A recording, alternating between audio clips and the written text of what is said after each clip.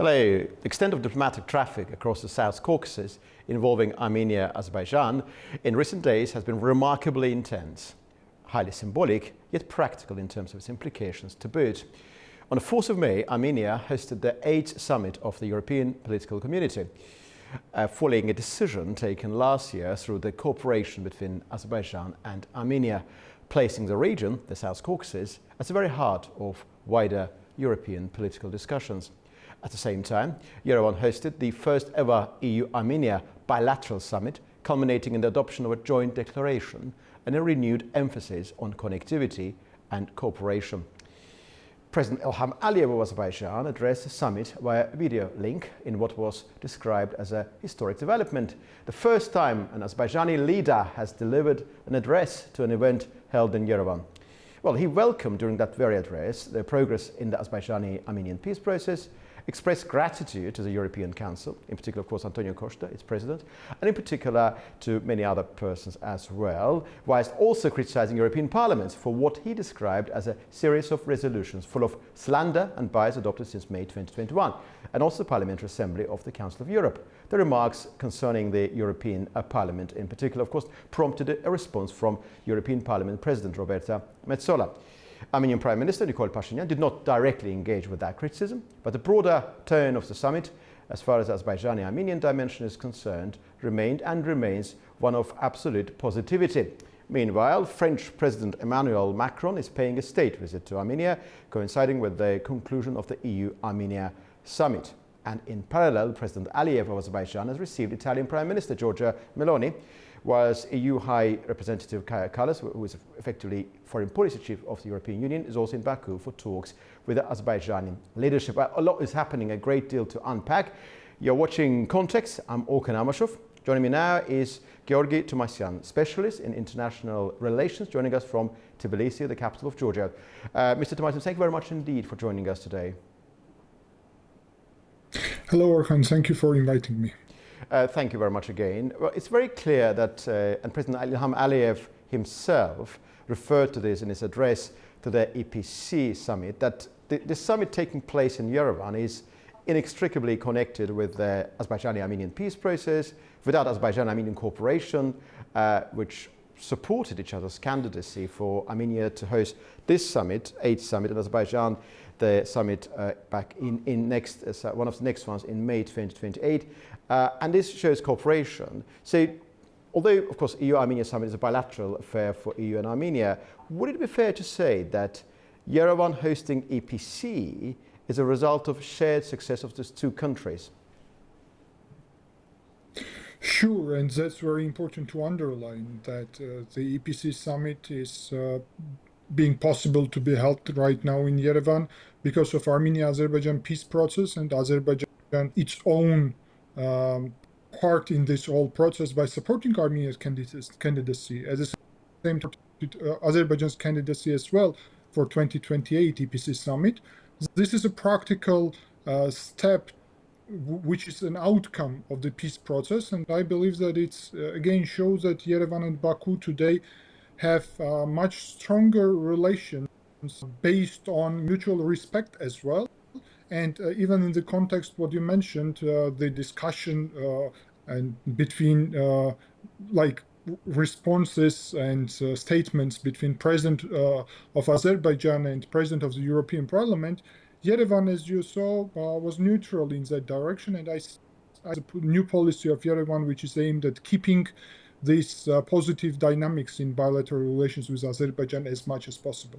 Yeah, very important development. We'll talk about EU-Armenia summit separately. That's the first ever EU-Armenia bilateral summit, which I suppose is now over with the joint declaration being adopted. Another important development is the Turkish Vice President being present there. President Aliyev, of course, delivering his video address to the audience, to the delegates of the 8th summit. What did you make of that public confrontation between President Aliyev and the President of the European Parliament? Well, I don't know to what extent we can use the word confrontation, but President Aliyev criticized European Parliament for 14 resolutions adopted since May 2021, and those resolutions relate to Azerbaijan-Armenian peace process, to the circumstances on the ground. The feeling in Azerbaijan and amongst Azerbaijani policy analysts is that there are certain issues that used to be quite contentious between Azerbaijan and Armenia, in particular those related to the fate of former Armenian residents of Karabakh, and any attempt to bring that subject back to the landscape would militate against Azerbaijan and Armenia together, which have been pursuing this peace agenda. And of course, naturally, European Parliament President responded in her own diplomatic way. What do you make of this confrontation? Do you think it's in a sense, positive moment for Azerbaijan and Armenia in the sense that they are, of course, naturally Armenia did not react in any way, but Prime Minister Pashinyan said that this is not a subject we're going to discuss. There seems to be commonality between Azerbaijan and Armenia, and European Parliament resolution saying something else. What do you make of this whole situation, very briefly, if I may? Well, I think Armenia's policy in that direction is very pragmatic, and I think that in Baku that would be rated positively.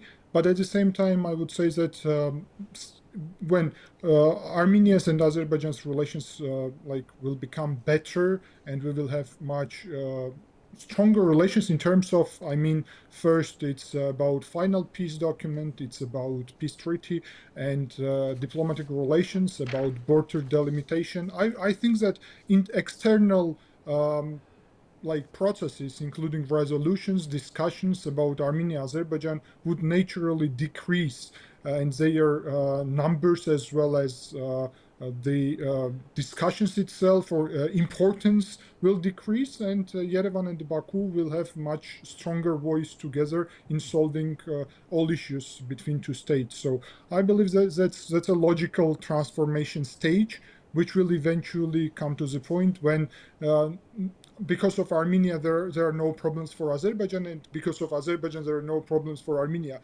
For neighbors, that's very natural stage, and since we are moving to peaceful neighboring relations, that will be another achievement milestone in bilateral relations, I believe.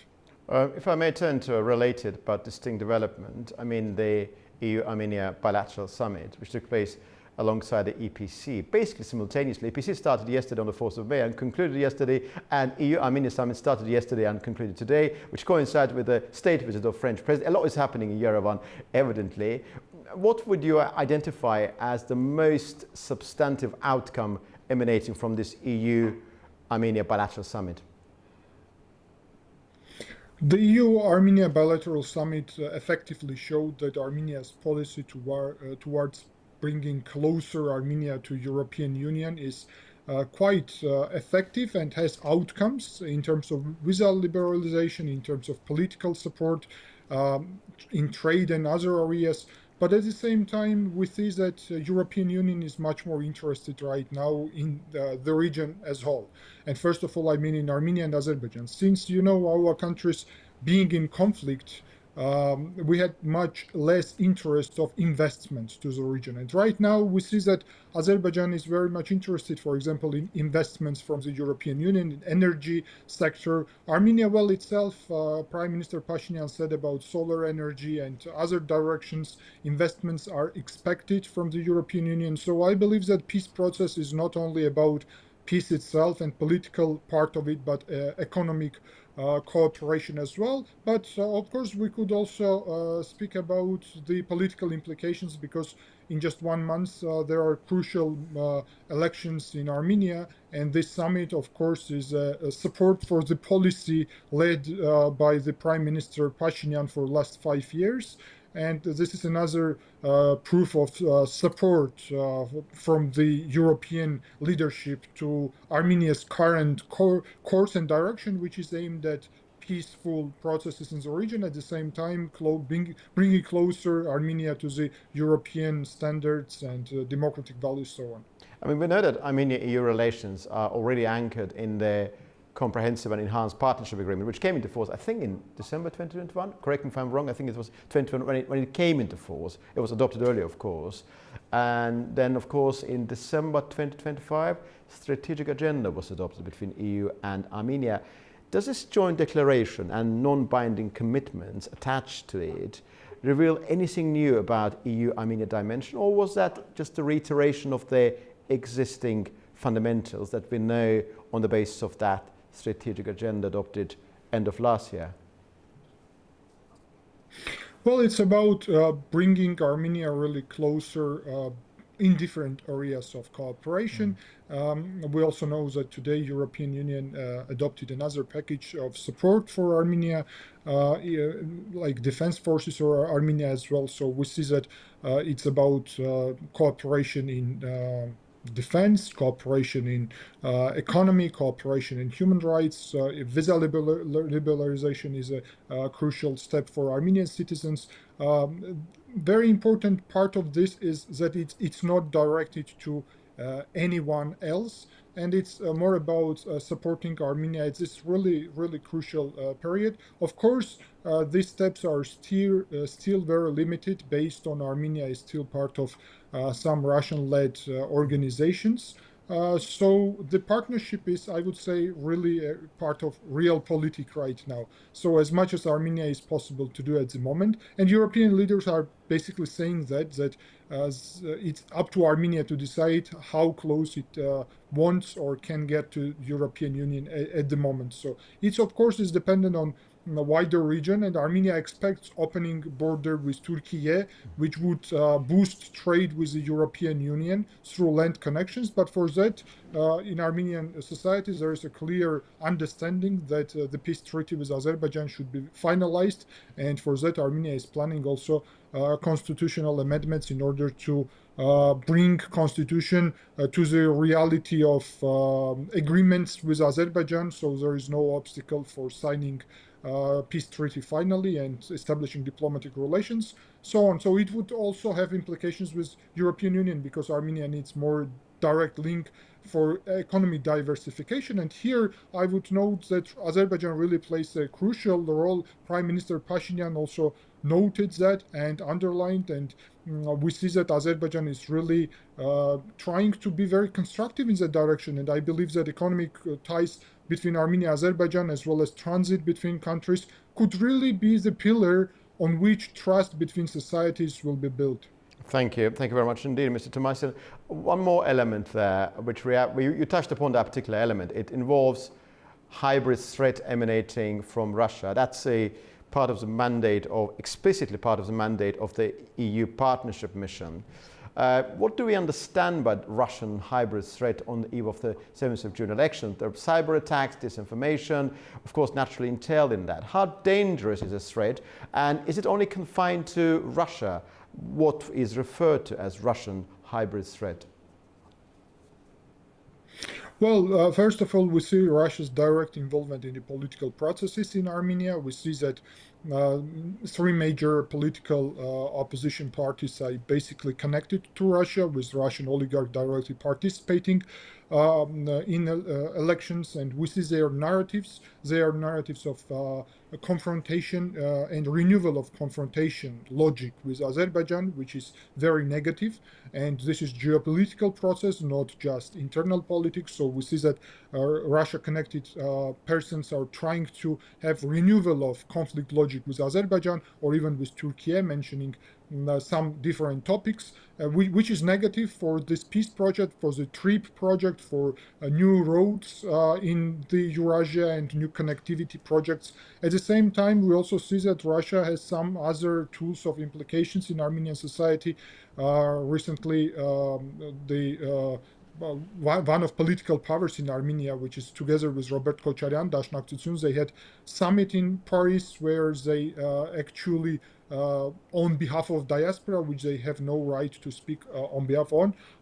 They said that diaspora has different position, but it's clear that it's Russia's influence, and Armenia's current government is openly speaking about Russia's influence there, as well as in Armenian charge. So we see that political implications are here really against Armenia-Azerbaijan peace process, against opening connectivity. And I would say that Prime Minister Pashinyan is right when saying that Armenia's and Azerbaijan's independence are interconnected, because I believe that this is also against Azerbaijan itself, or Central Asia sovereignty, and what is against Azerbaijan's and Central Asia sovereignty is eventually against Armenia's sovereignty as well, because we are interconnected. And so that's why I believe that Armenia and Azerbaijan now understand that we have different directions where interests are really common, So based on that, Armenia and Azerbaijan really find, I believe, this peace process very important. That's why we are seeing real tangible outcomes. We earlier talked about, you referred to Armenian diaspora. We talked about Russian threat. The constituent part of this threat appears to be naturally, of course, first of all, in Russia. There are some Russia-linked forces inside Armenia. You referred to three parties inside Armenia opposing Prime Minister Pashinyan. Also, just a few weeks ago, I think on the 11th of April, if memory serves me correctly, there was one meeting of Armenian diaspora in Paris, and they were very critical of Prime Minister Pashinyan. We know that Ankara in United States of America is against Prime Minister Pashinyan and the current peace agenda. We heard some allegations related to the person of Luis Moreno Ocampo, former ICC prosecutor, who is said to have been interested in Prime Minister Pashinyan's overthrow. So basically we see some different elements beyond Russia as well interested in the defeat of Prime Minister Pashinyan, and that elections will have massive bearing upon Azerbaijani-Armenian peace agenda, of course. Do you agree with the notion that threat is not just emanating from Russia or internal elements from Armenia, but also from outside as well?